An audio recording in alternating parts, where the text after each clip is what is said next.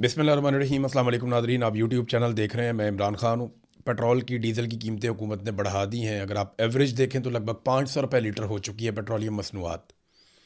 जो पेट्रोल है, अब इससे पहले इन्होंने बढ़ा दी थी हाई ऑक्टेन की कीमत, वो तो बहुत ही ज़्यादा हो गई है। वो तो अब कोई डलवा ही नहीं सकता गाड़ी में। तो जो आम पेट्रोल है उसकी कीमत 458 रुपये और जो डीज़ल है उसकी कीमत 520 रुपये इन्होंने कर दी है। वजह बता रहे हैं जी, जंग चल रही है खित्ते में, उसकी वजह से हम ये कीमतें बढ़ा रहे हैं। इमरान खान के दौरे हुकूमत में 150 रुपये वाला जो फ़ी लीटर पेट्रोल था वो आज 458 रुपये का है और जो डीज़ल 146 रुपये का था वो आज 520 रुपये का है।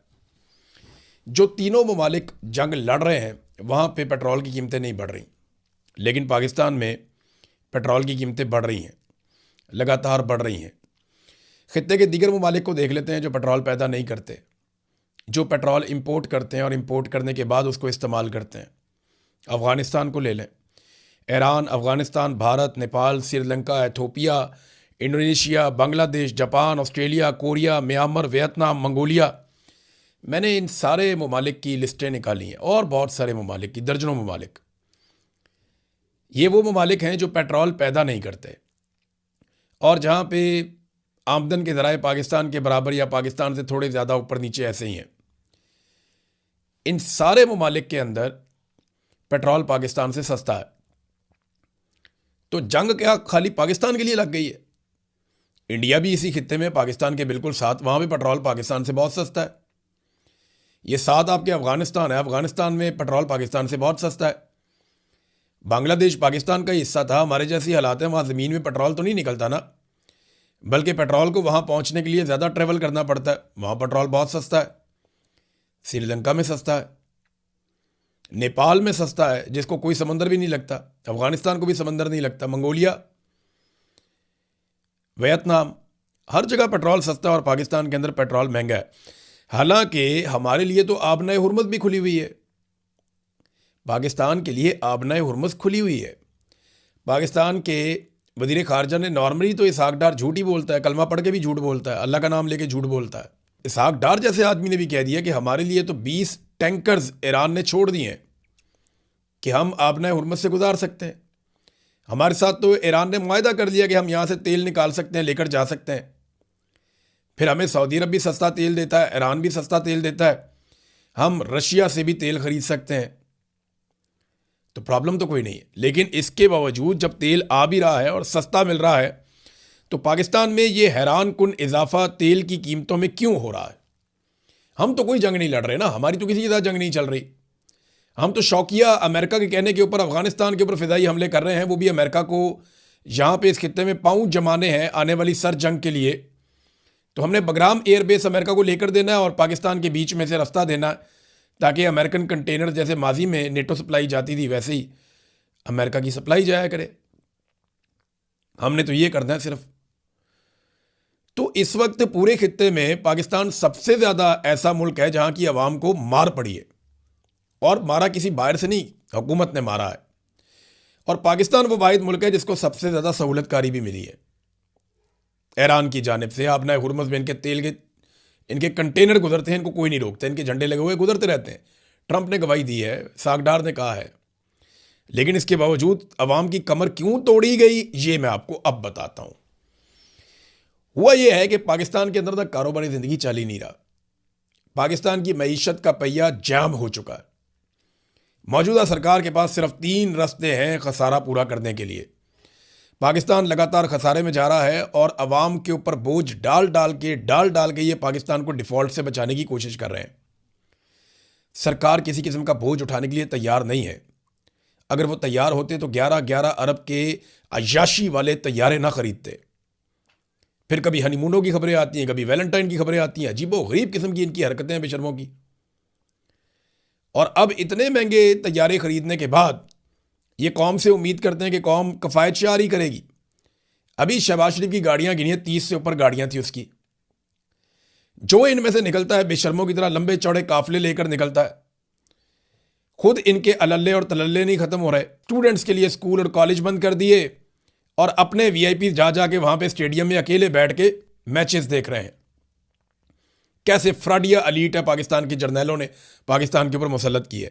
अब ये क्योंकि इकॉनमी चल नहीं रही, मईशत का पहिया तो चल ही नहीं रहा, ना सरमायाकारी आ रही है, ना कोई पैसा खर्च कर रहा है, ना खरीदो फरोख्त हो रही है, ना रियल स्टेट का बिजनेस हो रहा है, कोई कारोबार हो नहीं रहा पाकिस्तान में। जब कारोबार नहीं होगा तो रेवेन्यू कलेक्शन नहीं होगी, यानी कारोबार जिंदगी चलेगा तो टैक्स इकट्ठा होगा, टैक्स इकट्ठा होगा तो मुल्क चलेगा। अब अगर कारोबार जिंदगी बंद हो गया हुकूमत की घटिया कारकर्दगी की वजह से और आवाम के अदम एतमाद की वजह से, तो 3 तरीके बचते हैं फिर। नंबर 1, कर्जे लो, इतने कर्जे लो, इतने कर्जे लो कि कौम की कमर तोड़ दो, और ये इन्होंने करके दिखाया। पाकिस्तान बनने से लेके अब तक 75 सालों में पाकिस्तान ने जितने कर्जे लिए उतने कर्जे इन्होंने 4 साल में ले लिए पिछले, इतने कर्जे लिए इन्होंने। सारी हुकूमतों ने मिलकर, सारे जर्नैलों ने इतने कर्जे नहीं लिए जितने आसिम मुनीर ने और शहबाज शरीफ ने मिलकर ले लिए। ये पाकिस्तान की इन्होंने कमर तोड़ दी, दोनों ने चले जाना है। शहबाज शरीफ का नाम तारीख के अंदर जिंदा नहीं रहेगा, अर्दलियों को कोई नहीं याद रखता, और आसिम मुनीर को एक डिक्टेटर की तरह लोग याद रखेंगे सिर्फ इसलिए कि एक आदमी आया था काम डाल के चला गया, जैसे याया खान, परवेज मुशर्रफ, अयूब खान, ऐसे ही याद रखेंगे लोग। तो अब नाज़रीन हुआ यह है कि जो खसारा हो रहा है पाकिस्तान को, उसका पूरा करने के लिए 3 चीजें। नंबर एक कि ये सबसे पहले कर्जा लेते हैं, और मैंने आपको बताया जैसे ये ले रहे हैं। नंबर 2, ये तनख्वाहदार तबके के ऊपर एकदम टैक्सों की भरमार करते हैं, यानी जो काबू आ गया ना, नेट के अंदर आ गया, उसको रगड़ा दे देते हैं। ये गरीब आदमी को नचोड़ देते हैं, ये मिडिल क्लास को तबाह कर देते हैं। दूसरा, नंबर 3, वो चीजें जिनको लोग इस्तेमाल करने से रुक नहीं सकते, उनकी कीमतें बढ़ा देते हैं। एलपीजी लोगों को लेनी पड़ेगी, पेट्रोल लोगों को खरीदना होगा, गाड़ी नहीं चलती उसके बगैर, आप ट्रैवल नहीं कर सकते, आप कोई काम नहीं कर सकते। अभी किसानों को बहुत ज्यादा डीजल चाहिए होगा, 520 रुपए लीटर है यार, उनकी आगे गंदम की कटाइयां हो रही हैं, मशीनें लगनी है वहां पे, बहुत काम होना है, तो कहां से लाएंगे वो इतना पैसा? फिर गंदम की कीमत भी आप उनको नहीं देते ना दिलवाते, तो चीजों की कीमतें बढ़ा देते हैं। बिजली, गैस, पेट्रोल, डीजल, इनकी कीमतें बढ़ाते हैं क्योंकि लोगों ने इनको इस्तेमाल करना होता है इन चीज़ों को। अब होगा पता क्या, अल्टीमेटली लोग इन चीज़ों का इस्तेमाल भी कम कर देंगे, फिर हुकूमत क्या करेगी? ये अल्टीमेटली ये हुकूमत खुदा ना खास्ता डिफॉल्ट की तरफ चली जाएगी, जिस तरह की ये घटिया हरकतें पाकिस्तान के अंदर कर रही है। और इनका 610 अरब रुपए का शॉर्टफॉल है जो एफबीआर का है, वो टैक्सेस इकट्ठे नहीं कर पा रहा, कारोबार नहीं चल रहा, तो टैक्स कहां से इकट्ठे करेगा? ये उसको पूरा करने के लिए IMF ने पेट्रोलियम मसनूआत पर मजीद टैक्स लगाने का मुतालबा किया था, इन्होंने पूरा कर दिया। IMF के जो रेवेन्यू के अहदाफ हैं वो खुद मुकर्रर करता है, वो बताता है कितना पैसा आपने मुल्क से निचोड़ के इकट्ठा करना है और कहां कहां से कैसे कैसे इकट्ठा करना है, वो भी वो बताता है। इसको कहते हैं मुल्क को गिरवी रखना। इससे पहले तो ऐसे कभी नहीं था, जो अब हो रहा है पाकिस्तान के साथ, पहले नहीं होता था, लेकिन अब वही हो रहा है।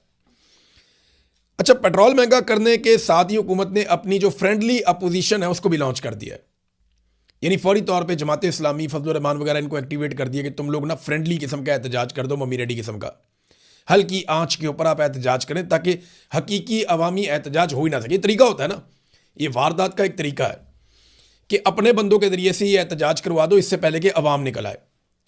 अगर अवाम निकल आई तो अवाम तो मारेगी इनको डंडे, इनको पकड़ के गिच्ची से आके कि बंदे के पुत्र बनो, तुम झूठ क्या बोल बोल के तुम हुकूमतों में आकर बैठ गए हो और इक्तदार पे तुमने कब्जा कर लिया है। अब दो जवाब अवाम तो करेगी इनके साथ ये। तो ये करते क्या है कि अपनी मर्जी के बंदे, अपनी मर्जी की पार्टियां उन्हें कहते हैं आओ जी, चाबी देते हैं उनको, वो आके बेचारे एहतजाज करते हैं और उसके नतीजे में अवाम को लगता है एहतजाज तो हो रहा है, हमारी आवाज़ तो उठाई जा रही है, और फिर ये फ्रेंडली अपोजिशन के साथ अपना मैच खेल लेते हैं। उसके लिए जमात इस्लामी को मैं देख रहा था, थोड़ा फजलुर रहमान साहब की पार्टी देख रहा था, ये दोबारा से रीलॉन्च हुए हैं। नाज़रीन, आसिम मुनीर ने, जनरल बाजुआ ने, जनरल नदीम अंजुम ने, इन लोगों ने इस दावे के साथ ये सारी टीम लाकर बिठाई थी कि ये लोग पाकिस्तान को बेहतर चलाएंगे, पाकिस्तान की मईशत को ठीक करेंगे और पाकिस्तान को आगे लेकर जाएंगे। फिर ये इन्होंने अपने बंदे भी ला के इंजेक्ट किए, यानी वजीर दाखिला भी इनका है, वजीर ख़जाना भी इनका है, अपने बंदे भी लेकर आए, खुद भी बैठे हुए हैं SIFC समेत मुख्तलिफ जगहों के ऊपर, हर महकमे के अंदर कोई ना कोई रिटायर्ड जर्नल अपना बिठाया हुआ है। तो चीज़ों को कंट्रोल कर रहे हैं, इसके बावजूद चीज़ें ठीक नहीं हो रही, इनके वादे पूरे नहीं हो रहे, इन्हीं को जवाब देना पड़ेगा। देखें ना, ये हुकूमत इतनी बेशर्म है, डिटाई के साथ एक दूसरे को शाबाश दे रहे हैं ये कि जनाब कमाल कर दिया आपने, इससे ज़्यादा भी आप बढ़ा सकते थे। क्यों भाईजान, 5,000 रुपये का करना लीटर पेट्रोल? नहीं जी, आप इससे ज़्यादा बढ़ा सकते थे, शुक्र है आपने इतना ज़्यादा नहीं बढ़ाया। वो इतना ज़्यादा पाकिस्तान की तारीख में कभी नहीं बढ़ा जितना आपने बढ़ा दिया पकड़ के। वो 458 रुपए का, 520 रुपए का लीटर। फॉर गॉड सेक यार, आप क्या कर रहे हैं पाकिस्तानियों के साथ या पूरे रीजन में?